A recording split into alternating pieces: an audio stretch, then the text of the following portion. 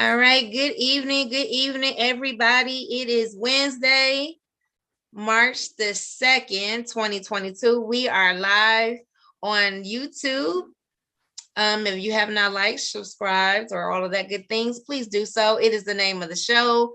Of course, welcome to the Keeping It Real Conversation Show with your host, Camila, aka Sunshine. We are live on Facebook, my page, and I'm about to make it public so everybody can get on and share.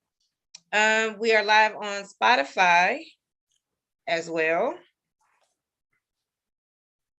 And I'm gonna get into this wonderful man's bio.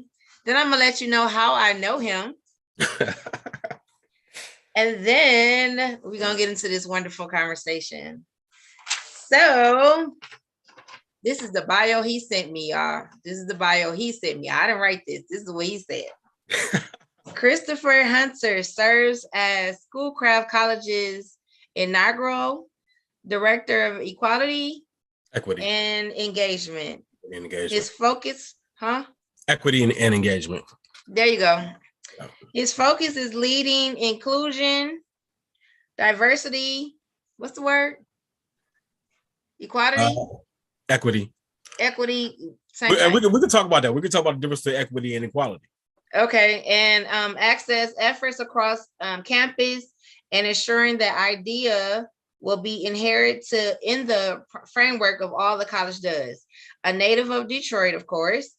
Christopher graduated from my alma mater, Detroit Osborn High School, earned a bachelor's degree from Wayne State University with dual majors in political science and African diaspora studies. Diaspora. There you go. And he is currently completing his master's degree in public administration at Oakland University. Christopher has been involved with community and education programs throughout Detroit, mentoring youth since 1999. He, of course, currently lives in Detroit with his beautiful wife, which I had on not too long ago, Kisma. Background. And his beautiful daughters, of course, in the beautiful city of Detroit. And he enjoys reading and writing. So welcome, Christopher, to the show. Thank you for having me. Now let's get into how I know Christopher. Shout out to the 48234, the 48205. Put it out there. Listen. Up front, up top. So Christopher, I want to say it might have been maybe his freshman year, sophomore year. However, we all used to meet in the gym. We were gym rats. He was playing football and I was playing some everything. Like every season I was doing something. I never was not in a season of playing sports. However, Chris, if I'm not mistaken, came in the same year my brother came in. Are you a year older than him? Yeah, I'm a year older than Myron. Why did I think y'all came in the same year? Yeah, you're 96, I'm 97, he's 98.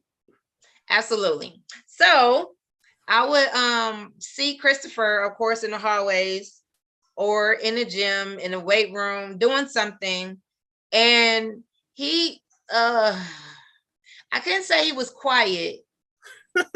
I was everything. But you would definitely, right. But you would definitely know Chris was in the room for sure. He was always polite. He will always speak. And when he got around the other guys, you know, those moments, Mr. Sims would like put the women out. So we couldn't stay around. We were called the distractions. However, this is exactly how I know Chris. And of course, him playing football, us being in sports, and Osborn. Again, I was 96, he's 97, and my brother was 98. And of course, him and my brother played football together. And so, and fast forward, another friend of ours, Bobby Taylor, told me he had went to one of Kisma's, I want to say, it wasn't a concert, one of her productions. And he was like, man, did you know that Christopher's wife is an opera singer? No. And she black. And she black? I'm like, no, first of all, I didn't even know Chris was married. I said, oh, okay. A year later, and I don't even remember how me and Kisma even became friends on Facebook. She posted something, and I was like, oh, I got this show now. I can talk to her. And then I'd be like, listen, I know your husband. And here we are. I had Kisma on a couple of months ago. Awesome. So exciting to know about her. And she's still doing great big things, even to this day. And now I have her other half on the show. And welcome, Christopher. Thank you. But I have to correct you on a little bit of details, though. I got to correct you on a little bit of details. So we met before I actually started playing football. It is true that we saw each other in the hallway because that's where I was hanging out all the time. So I didn't play football until really the end of 11th grade. Yeah, I was doing everything else but playing football before then. Really? Yeah. So that's why he was polite. Like, yes, that's when the transition happened. I became a little bit more polite. Yeah, a lot of that stuff changed up. Thanks to Coach Sims, definitely, because he didn't think I was. Yeah, serious. He was on y'all head, like big time. Yeah, no, for real. He wouldn't even let me play. To him, God bless the, because he just passed away not too long ago, and he was one of the coaches that really cared about his students, both on the field as well as off the field. So yeah, I kind of shedded a tear about him because he was one. He got my brother together on some things too. So, and honestly, we can start the story there if you want to, because you threw out some names that is really what a narrative for me changed. So it's like, yes, came into Osborn 93, so it's like fall of 93, coming to Osborn, came out of Farwell Middle School. Shout out to everybody with the Farwell.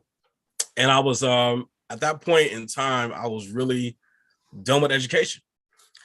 I was like all my efforts and trying to be the scholastic student all through elementary school didn't work out. So I was just like, something, the school thing, we done. And so, we had to take that test to place into Cass King or Renaissance. Yep. So it was like a couple different things that was going on. One, I was like, even though I couldn't articulate this at the time, like I always had this eye and this lens, this understanding of injustice, political, economic, social injustices, always had that lens.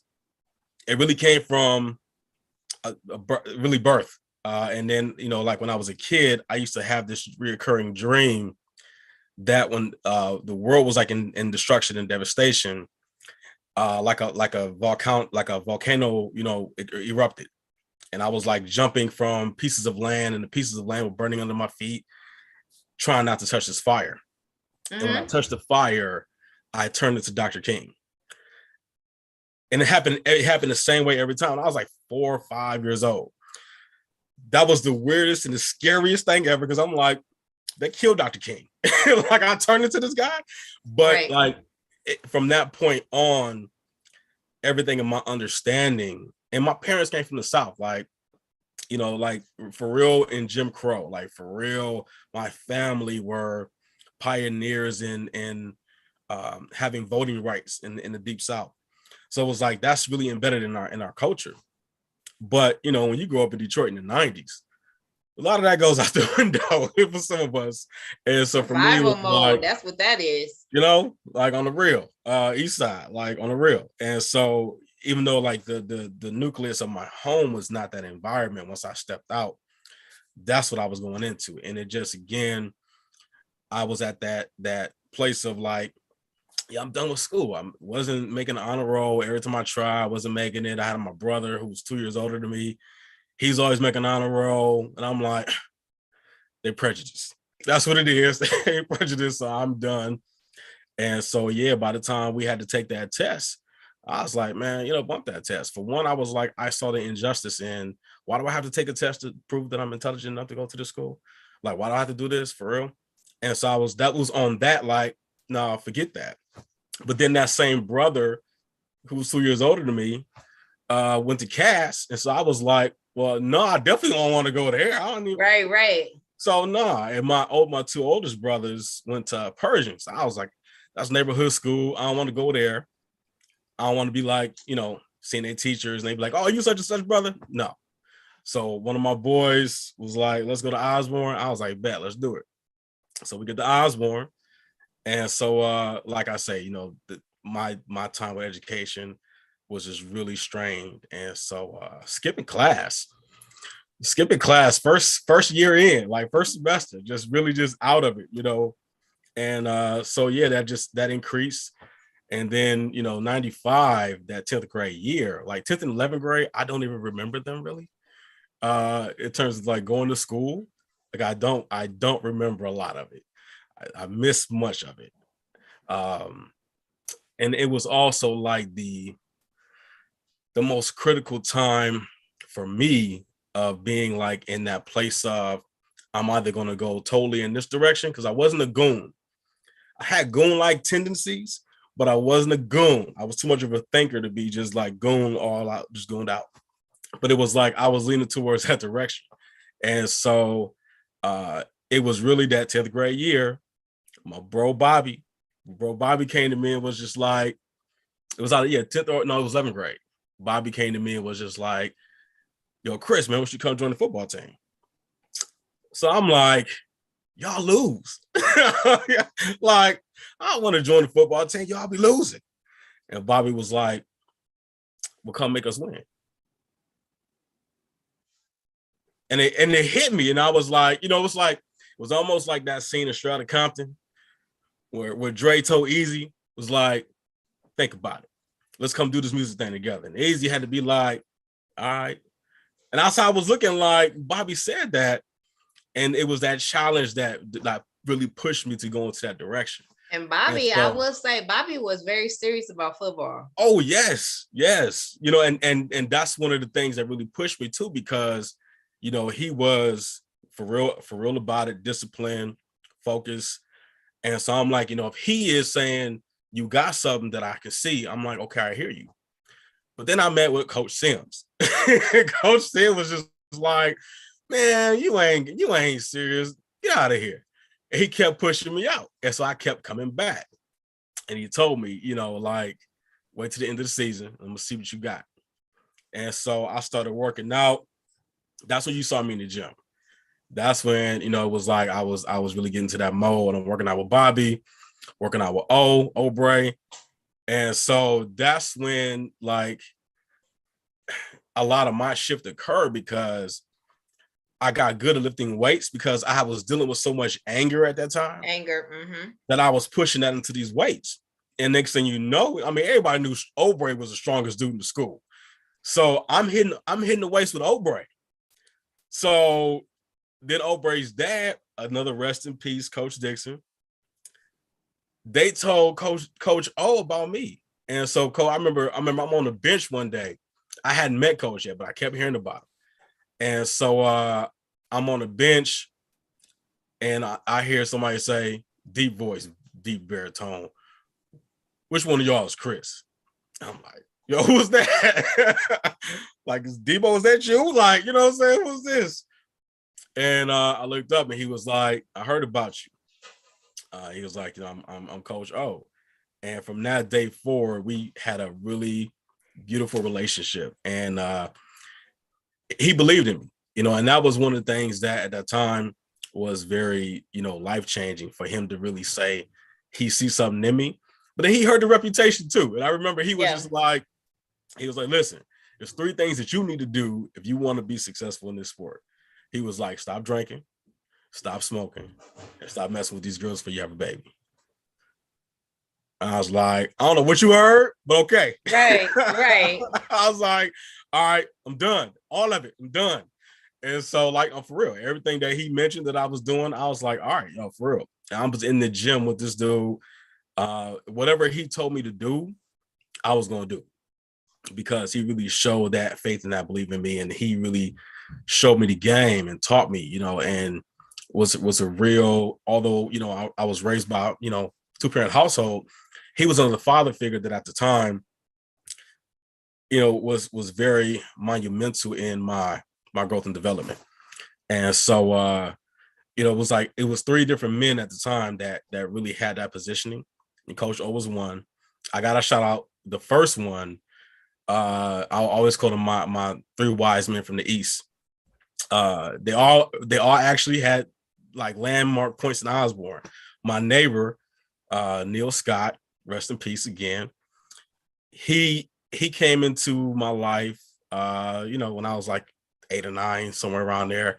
But it was when I was 13 that I got into a fight with my oldest brother, and he brought me in his house because the fight spilled out into the streets. And my oldest brother's 19 years older than me, by the way, too. But so I got into a fight with him. I'm 13. And so he put me into his house and like calmed me down. He had to laugh about 8 years later because he was like, he thought I was going to blow the house up because I was so mad. But he was one of the few people at that time that could calm me down. And then it was, our dean of students, Philip Carrington. And so how I actually got connected, he probably don't even know this. I'm about to tell him myself. I didn't break into his office.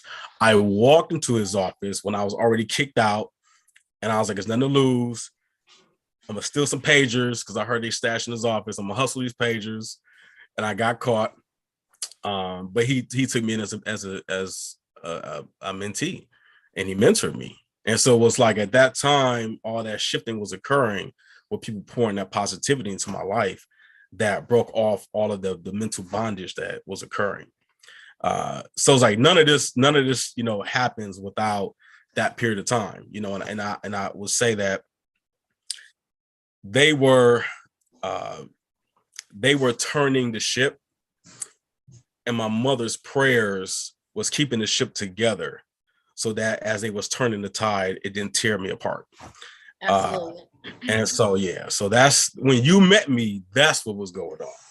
I still don't understand why I thought, because when you look back, I mean, of course, this was 20 some years ago. Right. I remember seeing you.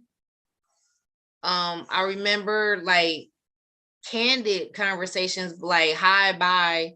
Because my brother was very protective. I'm the oldest. I don't know why he was like that. So a lot of conversations we couldn't have because you're a guy, I'm a girl.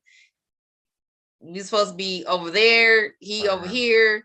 And so I remember, like I said, those days of we're passing each other in the hallway, in the gym, with y'all, full uniform and pads and all this stuff. We about to get ready to play a game or something. Like I said, we were always in the gym area.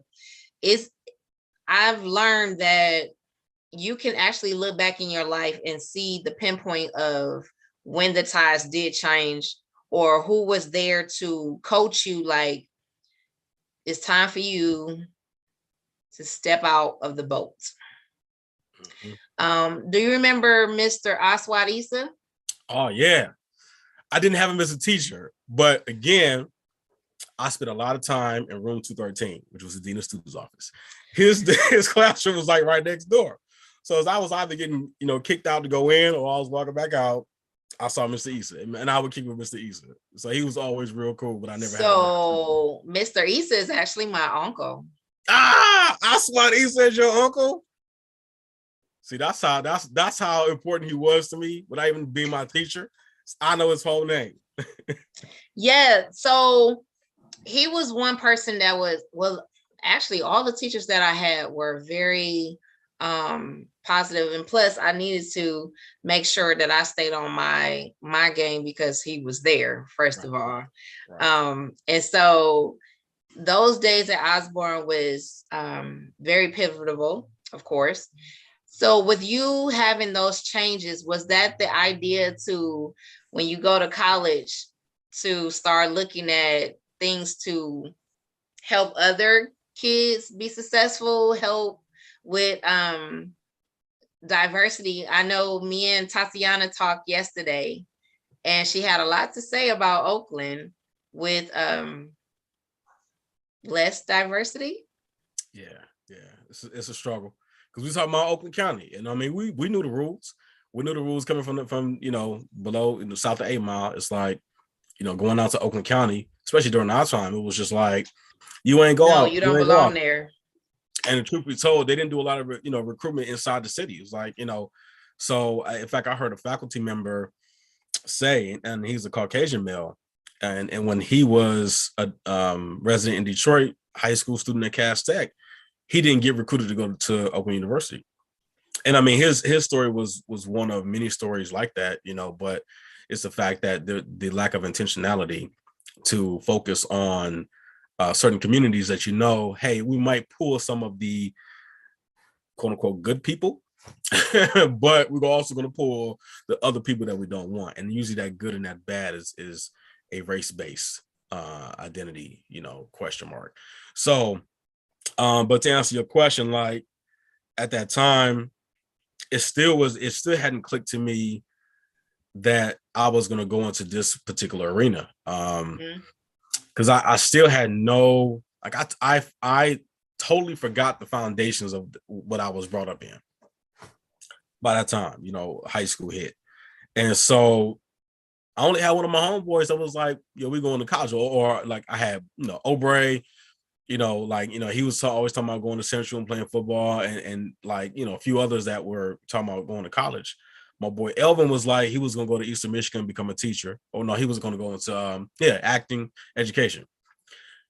I had no clue because at that time, again, 95, 96, there were so many critical things that were going on with me. Like I really wanted to be a dope dealer. So it was like the idea of college wasn't even, it was no longer into that space. I can't see you as no dope dealer.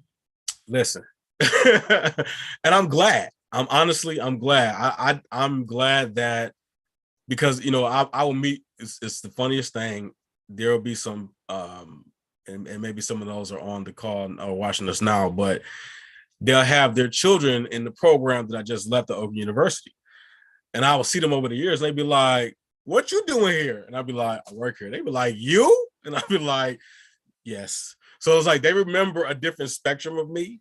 Wow. That I was going into that direction, and it's like I wasn't brought up in that type of environment necessarily inside the home, but it's like when you walk out the doors, what do you see? And it was like, I didn't have a sense of purpose at that time. And so I'm trying to find a sense of purpose because I lost it. My first love wasn't even football. My first love was music. So it's like, my dad was just like, nah, he didn't see the success in that. So he was just like, nah, we're not having that. My mother didn't want to play football because, and then, I mean, I always thought about it like, Mom, you really thought I was going to get hurt? She was like, afraid I was going to get hurt, like physically. But I think she really had a very good insight into what we see now with CTE. So she was like, absolutely not. So I'm trying to find a sense of purpose. And it was just at a critical time to where, you don't see too many other things going on. And so, yeah, like I was seeing it and I'm like, y'all making money, y'all doing this and that, and so I was, and this is probably another conversation that needs to be had, but I was going through depression. That lack of identity, was going through depression. And another turning point, 15, getting kicked out of school every day. Like I got kicked out of driver's ed. I don't even know how I got kicked out of driver's ed. I got kicked out of driver's ed. You remember Mr. Pisecki? I got kicked out of Mr. Pisecki's class. And I always felt bad about that. So I was glad that I actually went back and worked at Osborn, mentoring students, because I got to, and I apologized before my time working there, but what I did in his class was just like, it was so wrong that I always felt bad about it. But it's, again, it was just that very rebellious nature that was misdirected. It was the same nature in me that fights injustice, but it was misdirected because I'm not in the space of I'm fighting an injustice. I'm fighting against myself, essentially. Yeah. And so I guess I'm not going to use the exact language that I used that day, but I was in his class, and I was with the same individual that I got kicked out of driver's ed with. I always wondered, nah, he was just my boy though. But we was in the class just talking. We were in the back of the class. I'm talking, I'm loud. Mr. Paseki's teaching. And the language that I was using, I used the N-word a lot. And so, he walks to the back of the class and he's like, Mr. Hunter, you can't use those racial slurs in my class like that. And I said, what racial slurs? We. And he was like, you have to leave my class. But you know what I'm saying? It's like the boldness in me at that time to just look this man right in his eyes in front of the entire class and say that. It was just like, that's how self-destructive I was. And so I remember in that same time frame, and I don't say this definitely to encourage anybody, but I was suicidal. And it was only one instance of it. And so, again, depression is a big thing that we don't really talk about in our community. Right. We see a lot of our self-medicating tendencies. Drugs is hype. Liquor is hype. I was drinking at the time, and so I had a gun loaded, and the same instance that I thought about and I visualized killing myself, I said, I'd rather kill somebody else than kill myself. And I put the gun in my waistband and I walked out the door. I hit the streets.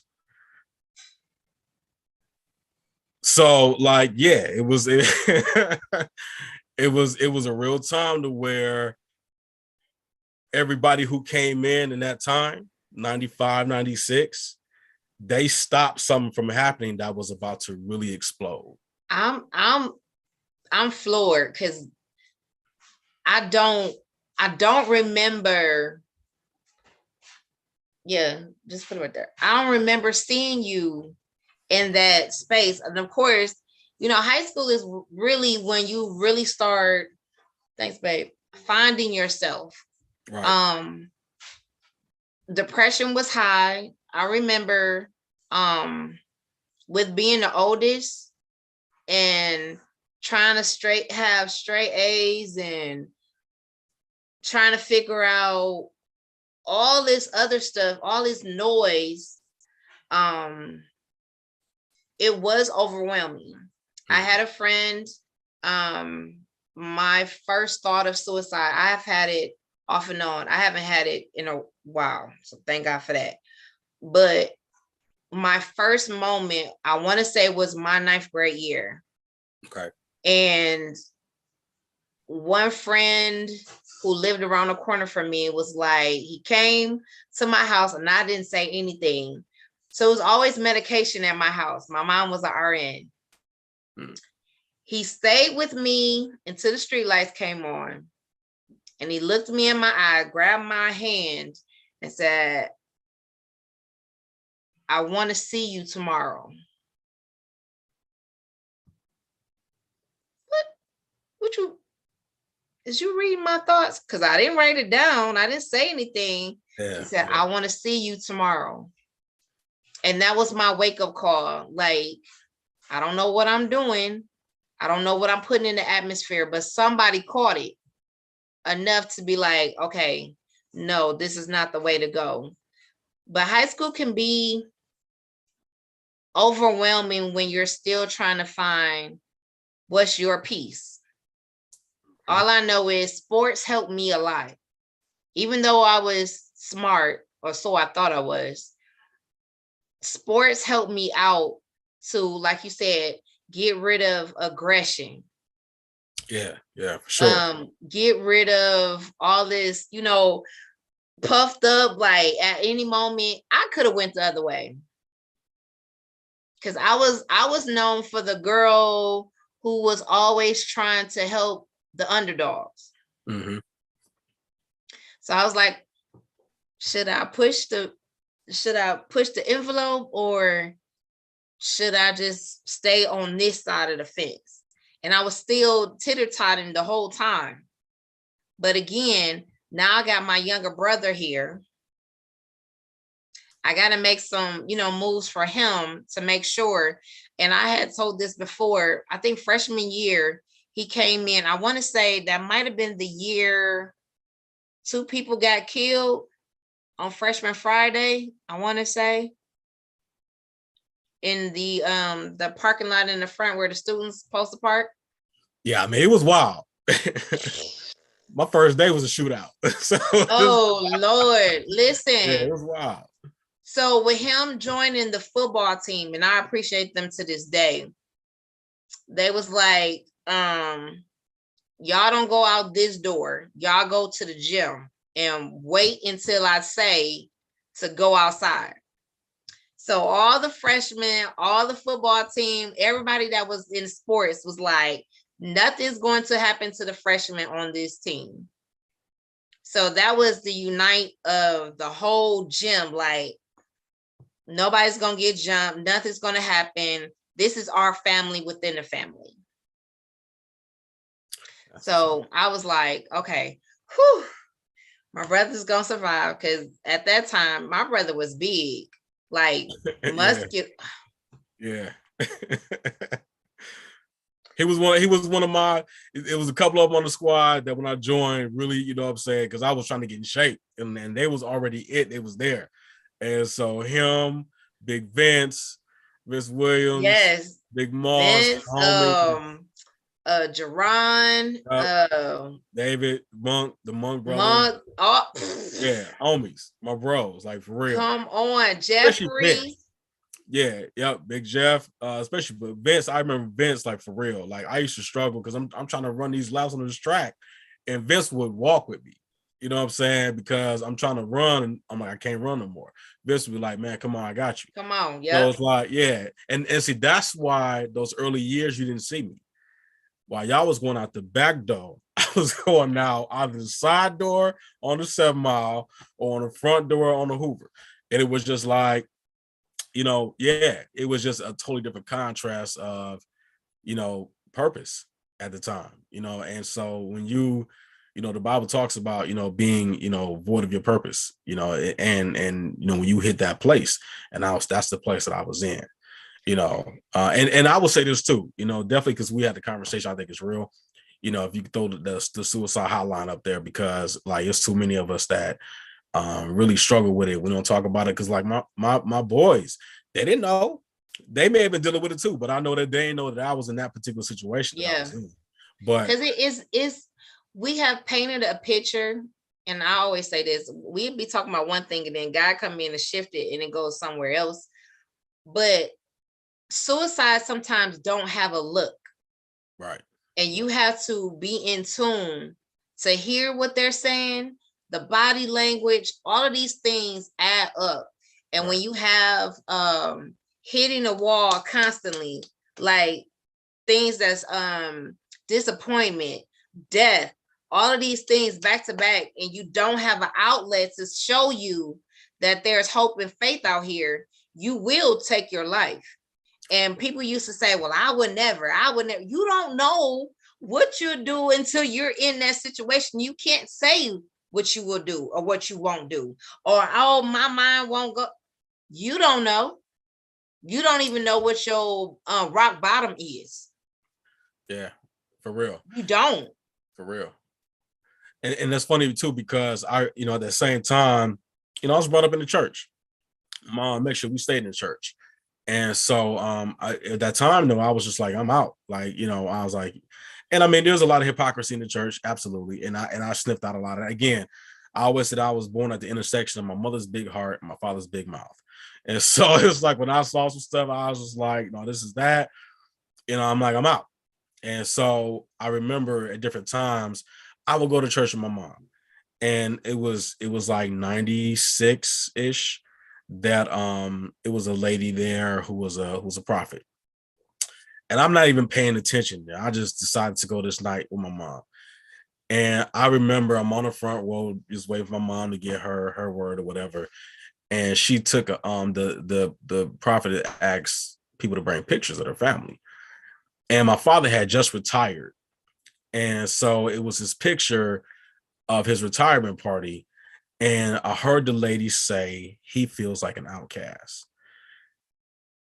That moment was like chilling for me because our homies, the crew we had, part of the clique, of the name of the clique was Outcast. And I was like, wait a minute, what? And it was like, that was one of the times where I was just like, I need to know more. Like, what else do you see? And so I don't remember what she said to me at the time, but again, it was just like, it was just different pieces in the formation of my shift. And so, shout out again to Coach Sims, shout out to Coach Dixon, shout out to, my neighbor, Neil. And so other people who was there. And then it was, again, that hardness that a lot of us have for even, women, against women, that lack of respect. God brought in a young lady into my space that made me like be in love. And we never got together, but it was just like, it was breaking the capacity to be so hard. And that again was another piece. And so you remember Miss Sheely? She was like the college counselor. I think so. Mr. Carrigan, again, shout out to Mr. Carrigan.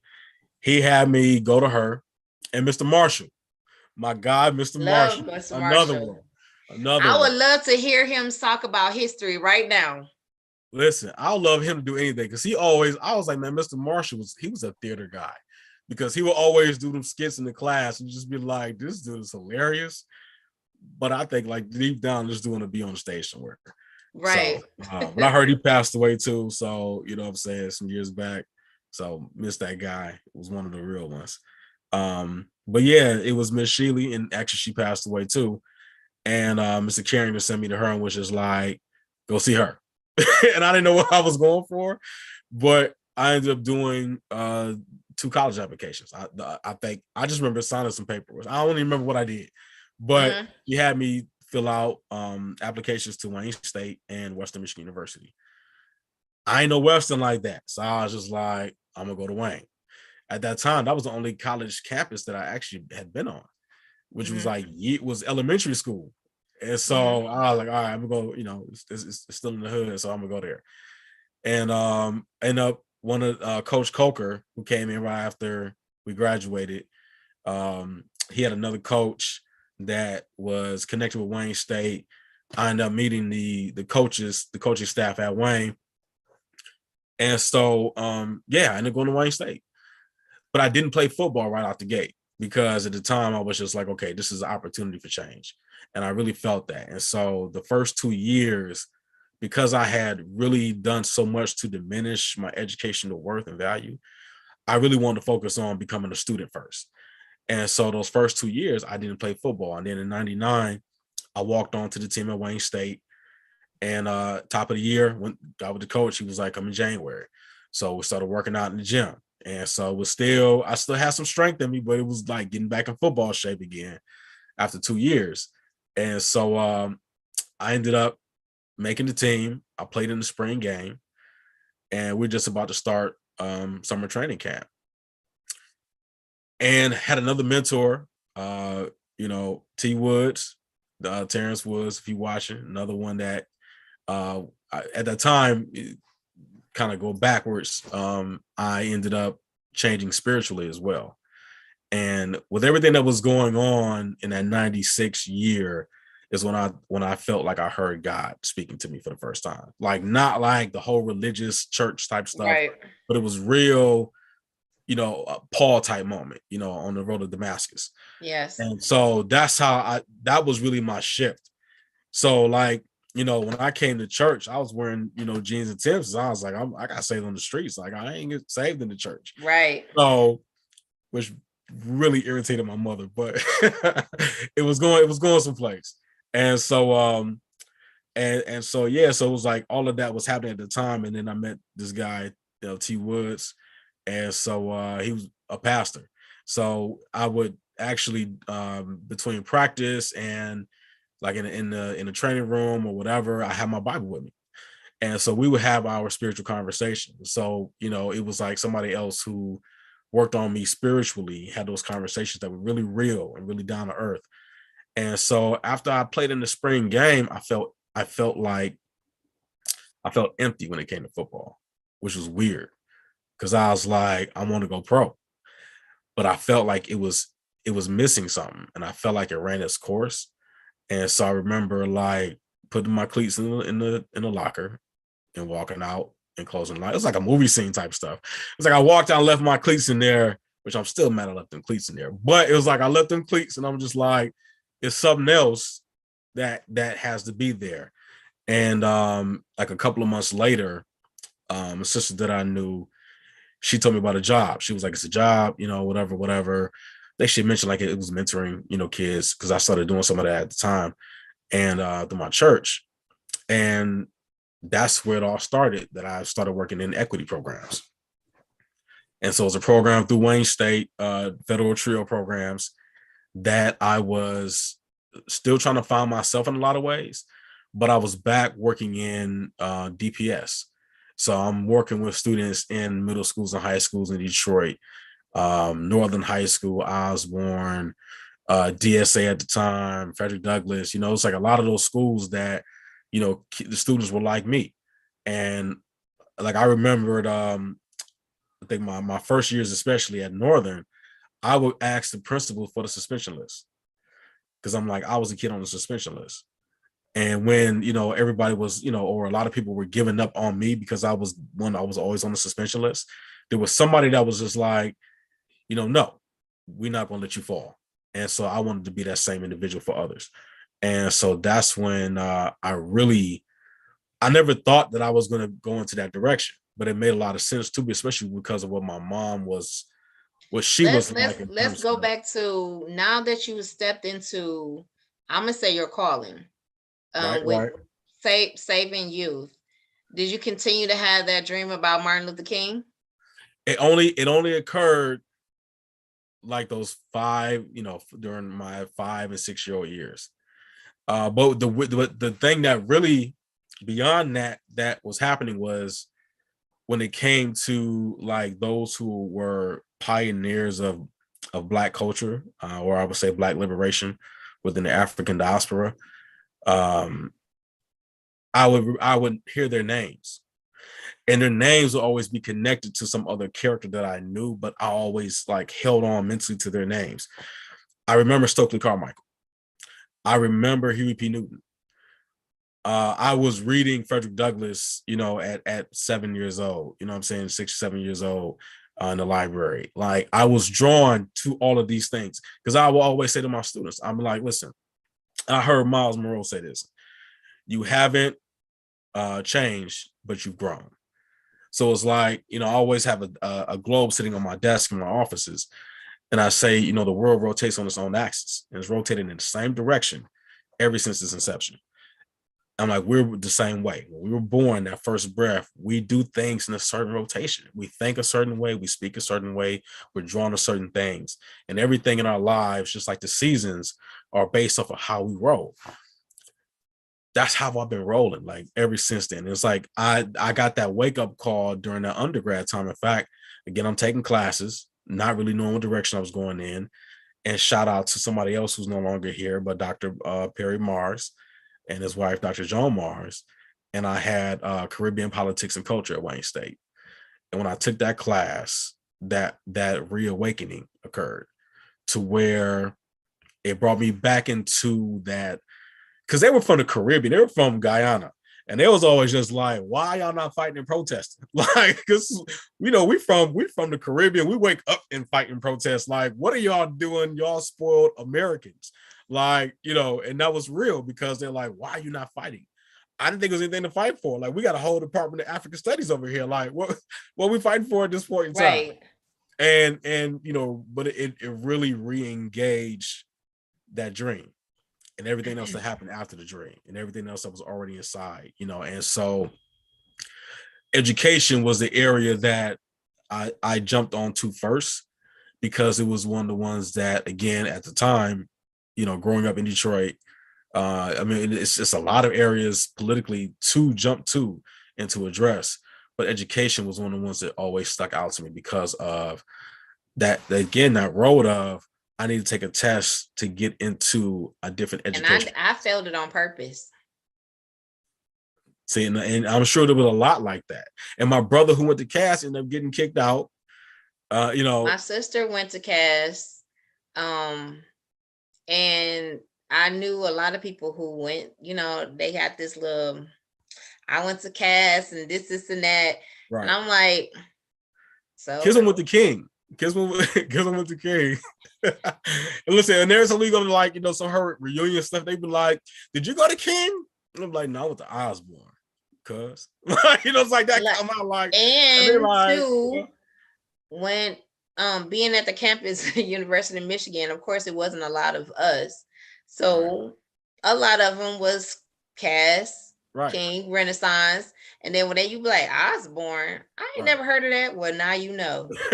There's other schools in the city of Detroit outside of Cass, King, and Renaissance. Now, again, so now we have the dream that continue to birth you over time. Now it's like I read this book, Coming Out of the Cocoon. Basically, right. you never know exactly who you are until you're supposed to know. It's almost like now being a connector. I was supposed to be a teacher, but I teach in a different way. I don't teach in the system per se. Right. It's, letting you know that you need this connection. I know you know somebody else in this circle. So whatever help that I need, whether it's advice, whether it's letting me know what doors and opportunities are here, now I have somebody else that I can connect to. Hey, you want to go to Schoolcraft? You want to go find some connections with Oakland? And I'm going to say this. We had just said this. My cousin is a big time person in Oakland University, right. Stephanie Lincoln. Right. It's my cousin. The person that I had on last night, Tatiana, was his mentor. Did not know this until last night. And so again, the 6 degrees of separation is a real thing. It's purposeful. Sometimes you don't understand why you've been placed in a person's life. Right. At all. Until you be like, wait, so you mean to tell me in 97, 96, 95, I was going to see Chris 20-something years later? What if I just passed by you and never spoke to you? Well, you did like for the first like couple of years because you was like big time, you know what I'm saying? Like all of it, you know what I'm saying? We was looking up to you like you was the it girl, like for real though. But you was talking about me? Yeah, for real. Like listen, you was super athlete. Yeah, you was the it girl.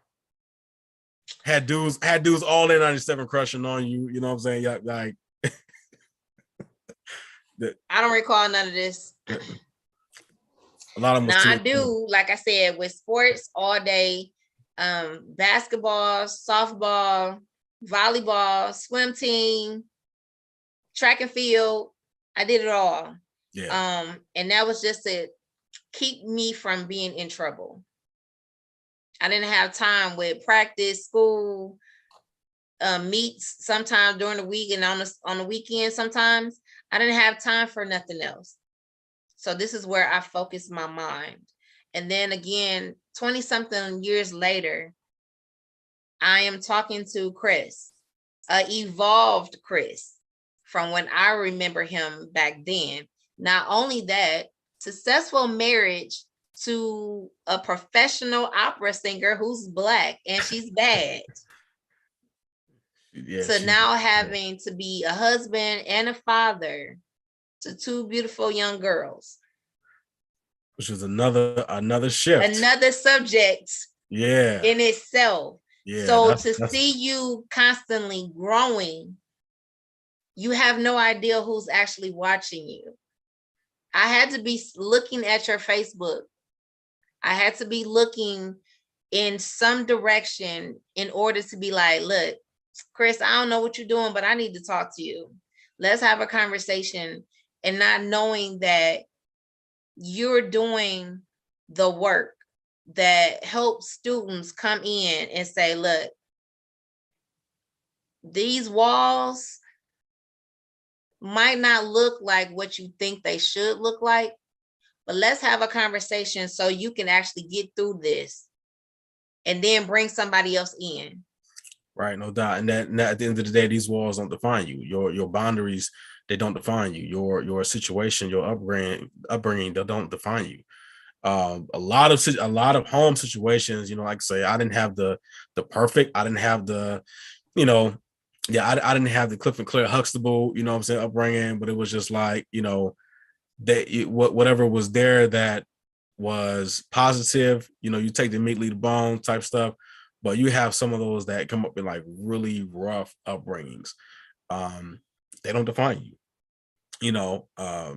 Even my situations, like and I still carry that, you know, because like every situation, you know, we talk about like Oakland, Schoolcraft, like, you know, this is not, we already know what Livonia and Yeah, Rochester was. that's not where we, you know, that's Right. not where we gravitate to. And most times we gravitate to the norm, Right. or what we deem as comfortable.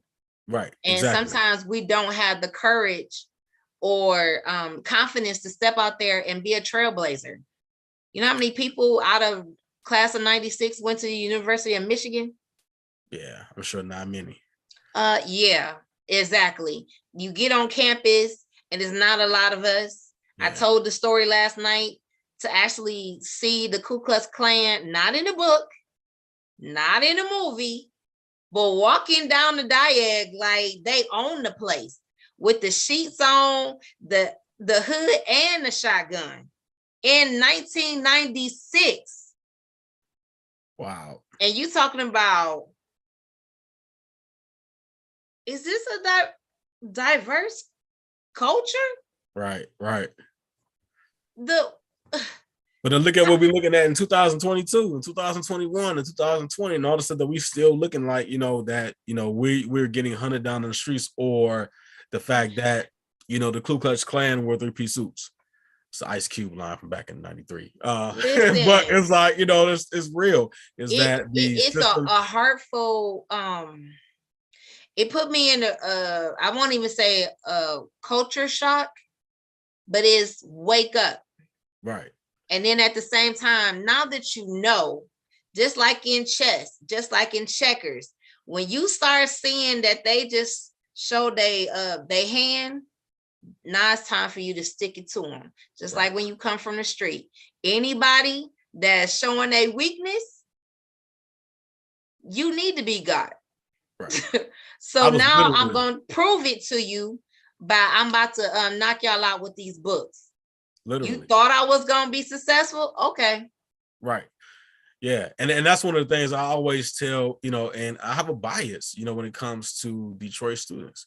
That's why my focus is always whatever college program I was working for, I didn't want to work with the scholarship students. I was like, I was not a scholarship student. I was 2.1 GPA, 17 ACT. And so I'm like, even for, you know, my bias is definitely with, you know, Detroit students. And I'm like, every time I see them, I greet them. I'm like, what up, though? So, you know, like, this is a safe house. Come holler. Yes. You know, I'm just like you. Right. You know, but, you know, for all those that are from cities like Detroit and Yaktown, I'm like, yo, Yaktown, what up? Sagtown, what up? I'm like, you know what I'm saying? So come holler at me. Like, I'm really here for y'all, because I already know that there's a whole system that is against. Yeah. And so I've always had like this fighter's mentality. I was always fighting against whatever oppression, you know, that I felt like I saw. And so that's what entices me about positions like the ones that I have, because I get to fight a fight that others either have been beat down by. I just feel like Tyson. The other way. You know, like I'm going to go at you. And I always say, like, I would love to fight Mike Tyson. Like, give me a year to get in shape to fight Tyson. I would go at Mike Tyson. I love Tyson. But it's like, that's the thing that, to me, in my mindset, is going to push me towards fighting my hardest. And so this type of stuff is like, this makes me want to fight harder because I know that if this thing changes, this is going to make change for a whole lot of other A whole individuals, lot of provide people, a whole lot of just to opportunity. like, even with Mike Tyson, any of the greats, they, they do their training, and it's almost like the story of David and Goliath. Right. You didn't think David was going to be Goliath. You had everything stacked against you. Right. Your own king tried to give you somebody else's uniform. Right. Right. And I'm like, this too big. I can't work with this. Give me what I'm used to. And then I'm going to prove to you, wherever I am, I still can get you. If I'm at the low man on the totem pole, guess what? I'll still make it to the top. Right. I don't care what college you say I can't get to, what neighborhood you say I can't live in, whatever. I'm going to prove it to you that I can do this. Right. And the same thing is, if we get out of the mentality that this is a crab in a bucket, I'm going to support you on whatever you do. Now that I know, oh, I'm about to put you on. Oh, y'all need some more students at your school? I got you. Anybody looking for this? Oh, I got somebody that go to this school who's in there for a master, not just a bachelor's degree, but a master's degree. It's all about changing the narrative. I got a platform. Right. That means my words mean something. What I do, my connections mean something. Absolutely. So that means Chris is just not a Facebook person. I just put you around the globe. What? And see, and you said something that was real too. That crab in the barrel mentality. I really, one of the things is like, I said it a few different times, just recently with, the articles and Black Magazine and Michigan Chronicle. And I'm like, I never looked for the shine. Like, I look for the grind. And, there's a lot of individuals that I crossed during that time. I never looked for the titles, the positions, like, they really were that crab in the bucket, and so, it's like, and I get it in one sense. It's like, there, to be a Black individual in some of these, areas, there's very few of these lead titles that, are around. And so we're in a competition for each other. And I'm like, I never look at competition like that, because you're not my competition. No. And so I love the fact that I have some, collaborative individuals with other institutions that have the same mentality as saying that, listen, let's collaborate with education. Let's join our institutions together. Now I start rolling out, ideas to connect Wayne State University when I was at Oakland, to connect Wayne with Oakland and U of M and Wayne County Community College and Washington Community College and now Schoolcraft. And so let's saying, like, listen, forget, trying to fight and get, the same bodies. Let's unite our efforts to really bring these people up. It's the Let's bridge. provide opportunities, right? Yes, it's the bridge. And there's so many, other students that get missed. It's like, yes, if we're only focusing on Cass, King, and Renaissance, there's some of us that didn't get the opportunity. And it's like, man, what could have been of these individuals if the opportunity was there? And that's the thing that we're fighting for. It's, and then, that's the equality part. But then the equity part is that once we get there, okay, now how do we survive? How do we actually succeed? We haven't received all of the same tools and training and resources. So now these institutions, they want to bring us here, but now they don't want to deal with the other aspects of what we're bringing with us or what we're missing to be able to have an equal fight for this success. To stay. Right. That is true. And to persist. Even in the truth be told, education at, like, say, a magnet school compared to Osborn, it's not the same. So when you go off to college, what you learn 4 years at Osborn, you probably learn in the first semester at a college. And listen, that was my situation at Wayne State. And it happened. Right. And at Wayne State, you would think, because of it being in the center of Detroit, it would have been different. And so I was pushed into a program. It was 2 different programs for, bridge programs for students with, struggling GPAs coming in. And so one of the directors of Wayne told me when he found out that I went through this other program, he was actually a director for at the time. And he was like, "You're one of the few graduates from that program." Because the school never put the resources into making sure those students were successful. And like I remember going through the program, and once I reached my first 30 credits, they were like, "All right, you're in general population." It was like getting, what I'm saying, coming out of prison. It was just like, you go back to general population, and I'm like, all right, this was cool, but I know I'm fighting for myself again. And so that prolonged my journey. Plus, it's like when you are in a situation to where you don't really have that support, it's hard for you to ask. And that's one of the things, again, that why I focused on the population that I wanted to focus on is because I understand you don't know how to ask for help. You see it as a weakness. And so that was what I carried for a long time. And so I'm fighting for myself to get this college degree. And I was determined I was going to get it. And it took me way too long to get it, but I earned it.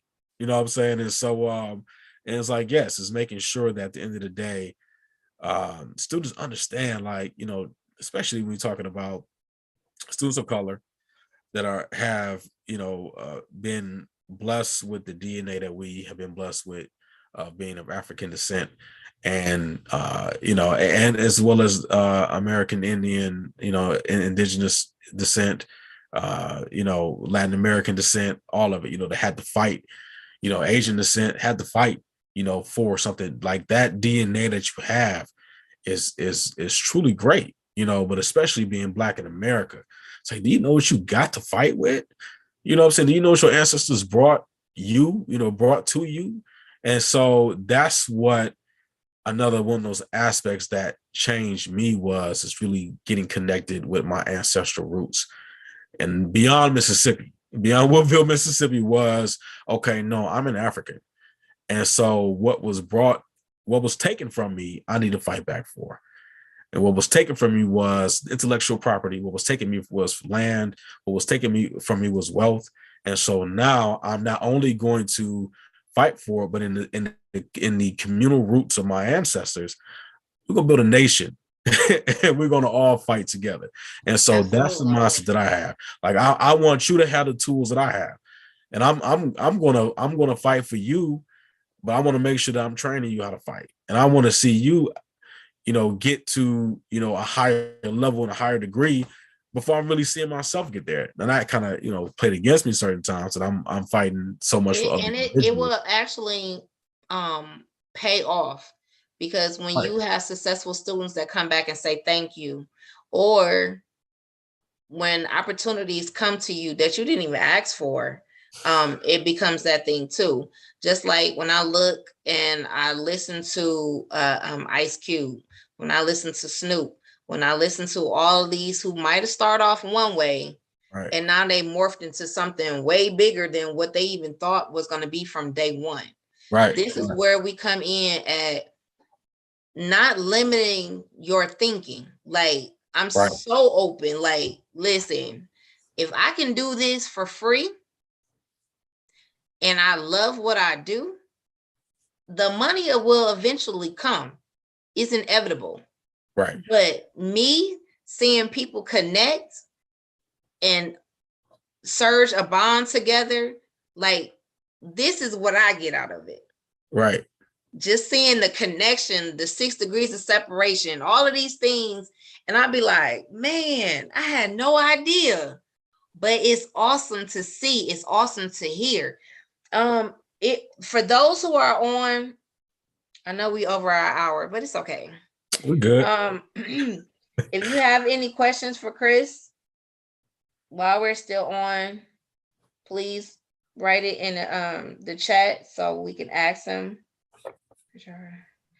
But I'm, like I said, to see you evolve from Osborn to what I saw in the high school, what I saw in the on the field, to a successful person working on a master's degree, being a husband, being a father.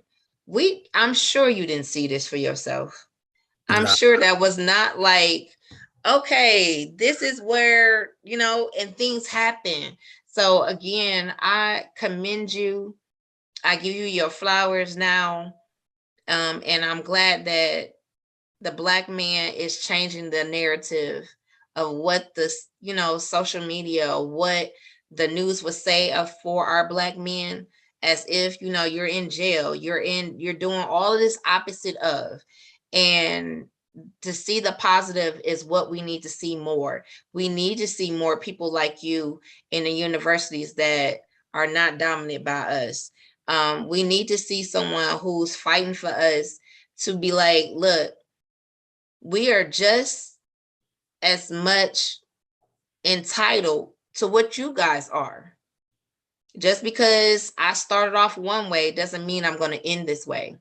One thing I'm going to say, when my brother first got to Osborn, he probably going to kill me for saying this, but it's true.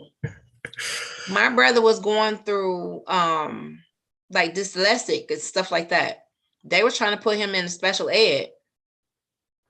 So I thought the whole 9th grade, that's where he was. Do you know my brother not only maybe had that class for a semester, he changed his mindset.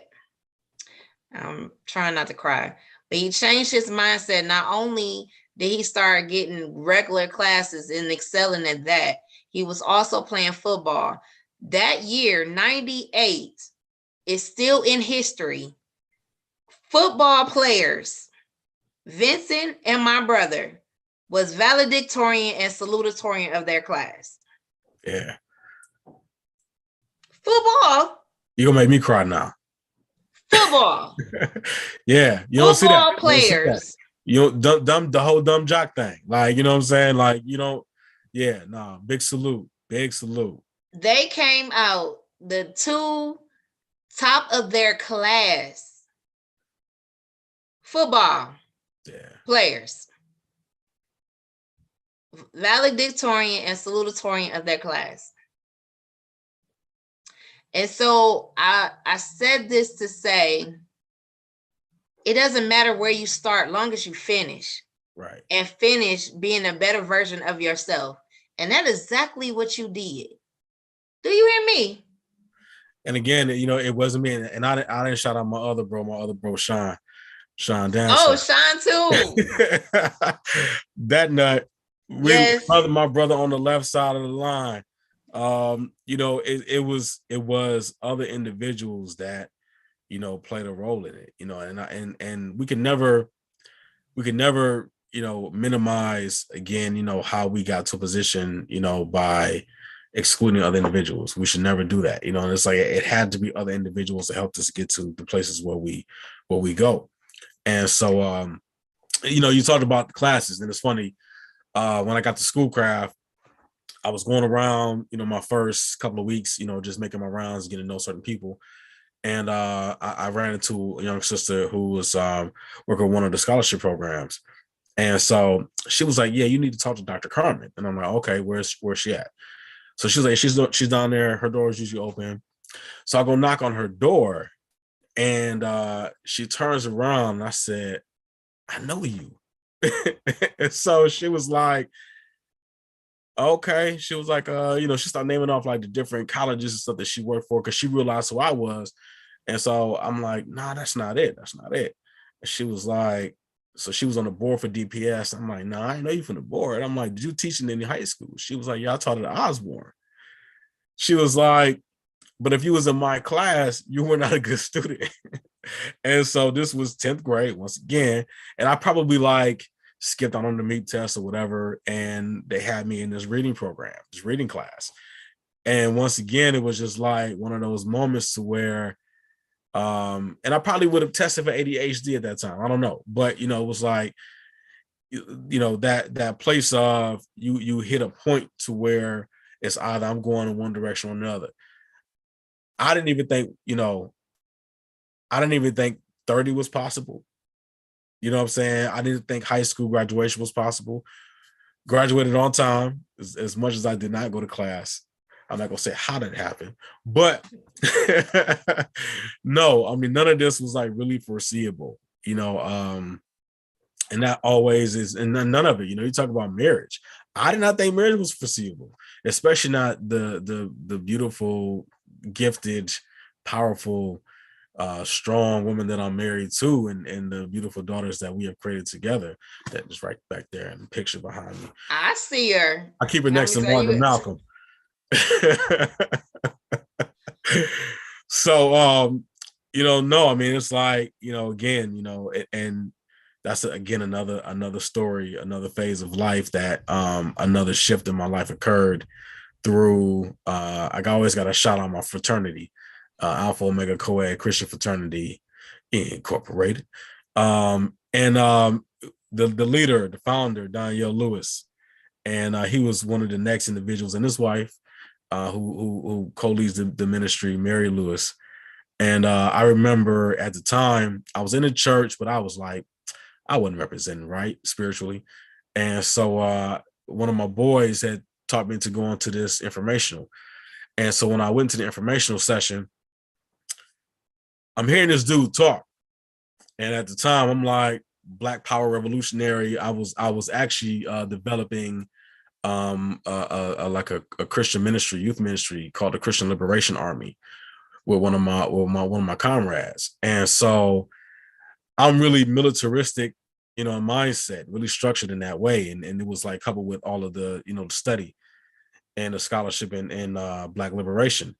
And so I'm hearing this dude talk and I'm like, yo, this dude is talking, he sounds like me. And so young lady I was dating at the time leaned over to me and she was like, he sound like you. And I'm like, I know, like, this is illmatic. I don't understand why this is happening, but I'm listening. And so the most wonderful thing happened right after I'm really like pondered on this dude sounding like me, is his wife was just like, honey, can I say something? She sounds so sweet. And she was like, listen, y'all got to understand, Jesus wasn't no punk. And I was like, what just happened?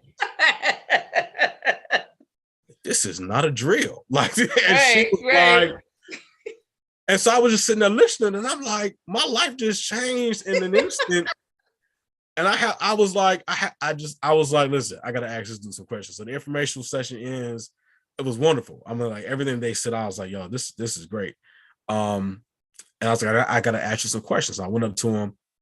So my first question, because like I was actually thought about developing a Christian fraternity, because the whole thing was the Christian Liberation Army was this formation of a non-traditional ministry. And then I started writing the framework for a fraternity, a Christian fraternity. And so I started talking to the founder, Danielle, and I'm like, I got this idea. And I'm like, I'm saying, you think I can join, your organization while I'm developing this one?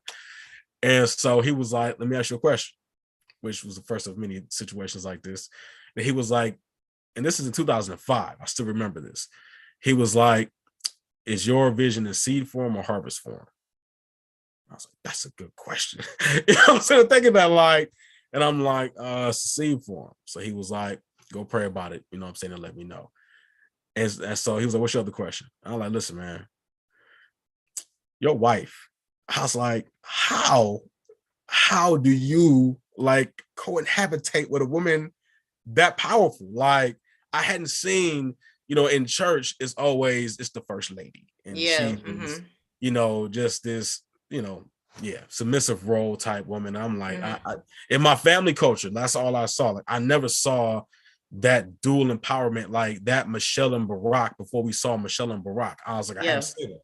I'm like, how do you make that work? And he was like, I love my wife. And he was like, it's part of my purpose to make sure that she excels in her purpose. I was like, where do you do that at? Like, can I know more? And so I joined Alpha Omega, kind of find out that the entire vision that God was giving me about the Christian Liberation Army was actually Alpha Omega. Once I learned the framework of it, it was the exact framework that I was writing out. And so, embedding within that culture and learning, the positioning, because the way that the ministry is made, and the fraternity is made is as a co-ed Christian fraternity. And some people be like, oh, it's co-ed, is I'm saying always have some type of demented view of it, or disrespectful view of it. But the vision of it is that God made man and woman as one being. Man and woman was not created as a separate being. We were made when we got into the earth as a separate entity, but in the spiritual realm, we're created as one. Genesis 1:26 and 27. So now this membership reforms that ideology of we are dual parts that are working together for the same goal. We may have different ideas, we may have a different strength in a different area, but when we merge those two together and we move together, then we push this needle, we build this foundation that's stronger and that can't be broken. That's how that relationship formed, because that was not my thinking at the time. And so when I first met Kisma in 2006, I was actually just breaking from a relationship, a couple of them actually, because I broke out of one and then another one came on and I started breaking out of that one. And so when I first met her, I couldn't see her. It was like God literally put a shield over my eyes from actually seeing her. Like, she fine. Because you weren't ready. Like, look at her. Like I ain't even like remember the conversation or like looking at her and checking her out. It was none of that. Like, I literally couldn't see her. And so I didn't see her again until 6 months later when she was singing at a wedding for one of our members. And at that time I was started dating somebody else. And so the night before, I had just gone to see this young lady, and I'm at this wedding.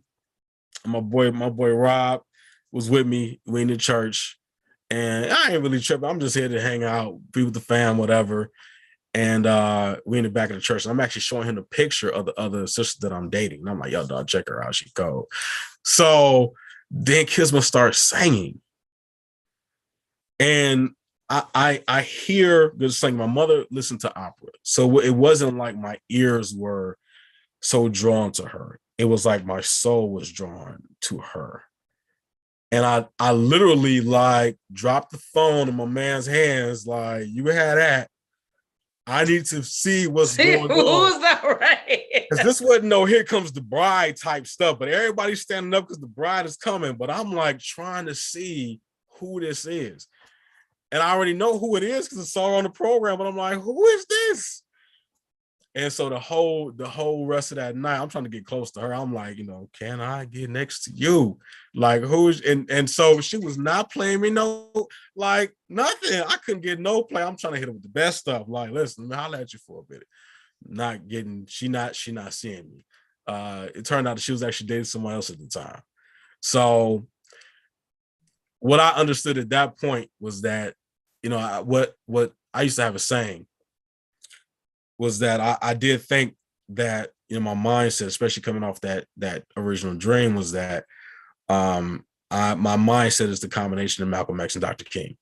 And I said, the woman that I'm going to marry is Coretta Scott Shabazz.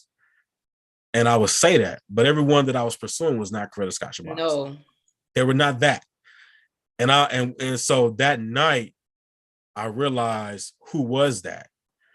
And I couldn't be with her.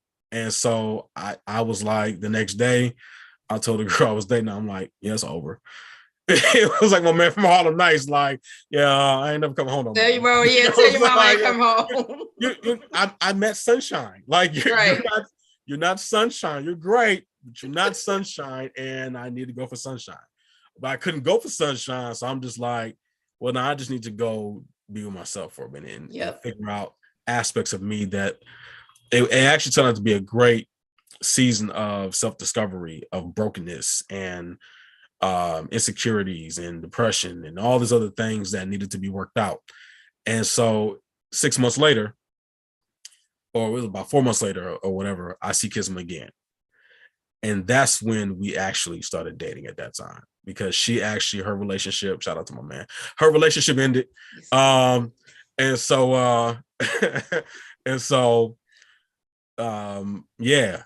noticed that, like, I was like, oh, she ain't by my man no more. I'm like, oh. And then she comes up to me and we start talking, and I'm like, oh, you showing me some vibe. And I'm like, okay. And it was the funniest thing because it was actually my brother Vince, another one of my, closest brothers, Vincent Tinch. Well, he was doing a community event that he will always throw. And so I was supporting him in this event. And this is an August day, August 11th, 2000. You better know the date. I know the date, August 11th, 2007. And so we setting up. And so it's an August day. I've been out in this mug since 7 a.m. and it's like 7 p.m. And so she's like, come hang out. So I'm like, I've been out here sweating all day. Like, I'm not going to come hang out. Probably am foul. And so, but she's like really like, telling her best friend, like, who's my fraternity sister, Renisha, like, tell them to come hang out with us over at her house. I'm like, okay. So I ended up helping break down the set, whatever, found me a bottle of some baby powder in the ride, doused myself with the baby powder, went over to hang out, and ever since that point, our relationship, was building. So, yeah, it didn't happen exactly the way that I thought it was. Took a little time, but yeah. You see, this is the thing that we always hear the girl side of it, like the woman side of, oh, when I met, oh, this and this and that happened. So I'm laughing to hear you actually tell the story. Oh, you need to have both of us on to tell the full story. Oh my God, that would be so funny. She can tell you about the CD, the CD that I made for her, and the Valentine's Day card that I made, because I'm a writer. And so it's like, I know when I'm really in love is when I write. And that didn't happen very often. Until you met Kisma. Yeah, she was really the only woman that I can say I was in love with, that I actually was with. There were two others that were in that position, but it was really preparing my mindset to understand, again, that shift. So I was never with them, but it's like that their impact on my life prepared me for who I should be with. And the bigger picture is God already knew. You just had to find her. And I had to be in position. Yeah, and you had to be ready for that, because just talking to her and even in her vibe, like, and I talked to this couple not too long ago, the Napoleons, if you watch it later, like, she's a singer. He's her manager. He had the, professional football and all of this stuff, which is so funny. But it couldn't be any jealousy. Everybody had to do their thing. Like, both of their dreams had to come true. Right. And it was them supporting each other, a real partnership, a real intertwined one. And so that's what I'm seeing with you guys. That's what I hear. And then how you guys make sure that whatever move she got to move, if it's out of town, you do what you have to do to make sure the girl's good. Like, she don't have to worry about that. And vice versa. And that's how it should be. And so to hear you talk about the shifting in your life, to go back and to see like how God actually orchestrated every movement for you to be who you are today. That's awesome. And again, to be able to go back and reach back and have these people to these students who might, like you said, if you look in the mirror, we ain't supposed to be here. Right. Not from no Osborn, not living on the east side of Detroit. There's no way. But as we say, but God, he orchestrated this stuff. We excel at where we were. And now other people get to see what was already in our head, what was already in our heart. Now we go back and look, if I did it, you can too. If Chris did it, so can you. If my brother and Vincent, who are football players, come on now, who got the stigma that they just bought sports, they ain't got no brains. Right. Graduated the top of their class. Come on now. Anybody can do it. Everybody can do it. With that encouragement, with that push, with listen, I'm not gonna let you fall. Right. I did enough for you. Just stick to the plan. We got you. This is what we all about. So again, I told you we is over. When we start talking about, listen, the time goes past so fast, and we like an hour and a half. Ooh. Yeah, just about. Ooh, Chris. You need me to be your co-host now. So that we might as well go ahead and work on that. Chris, we a whole hour and a half. Boy, you talk too much. I gotta sing. My saying what? Is I ain't got much to say without saying much. Listen, you said a lot. I wasn't doing all the talking. That was you. So anywho, I want you guys to understand the Chris that I saw in those hallways in Osborn is a whole grown man. And the one that you didn't see. Right. Who's in love with one of the best personal opera singers that I know. I didn't even know Black people did opera, but she bust my bubble and told me it's a whole bunch out here. And so she as we say, God has somebody for you that can handle you. It's a lot that we don't see, behind the scenes, that we could be something else, but the person that God created for you will be able to not only push you, elevate you, pray for you, anoint you, do all of these things that most people will not see, but they allow you to shine. That's what I'm talking about. This is what we need to see, need to hear, especially for those who are even getting into even thinking about dating or getting married. Right. And I'm gonna do that too. Sure. So just let me know when y'all are free together so we can talk about that, because it definitely need to be told. Yeah, we need to make it happen. We'll make it happen. Definitely need to be told. Yeah. Because these people out here, something else. But anywho, thank you, Chris, for coming in tonight. Thank you, Camila. And you said my name right. Praise the Lord. Let me put a clap on that one. Not that hard. You'd be surprised. But anywho, I will send you the link from tonight. I need you and Kisma sometime this month or next month. Let me know when we can do a couple things and have this whole conversation from the both of y'all at the same time. We got to send the kids off somewhere. So just let me know. A whole hour and a half conversation. Your next one. Right. A whole hour and a half, Chris.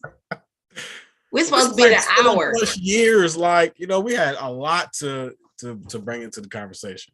That's a shame. Shame on you. It's a blessing. Shame on you. I'm probably about to get in trouble though, but who is? You. A whole hour and a half, Chris. I'm drinking my anointed yeah. It's beetroot powder. Mm-hmm. It is. I don't drink anymore. I stopped drinking after high school. Praise the Lord. Praise the Lord. Anywho, I'm getting off of here. I've been in the studio 30 minutes ago. Appreciate you. You're welcome. I will see you later. See ya.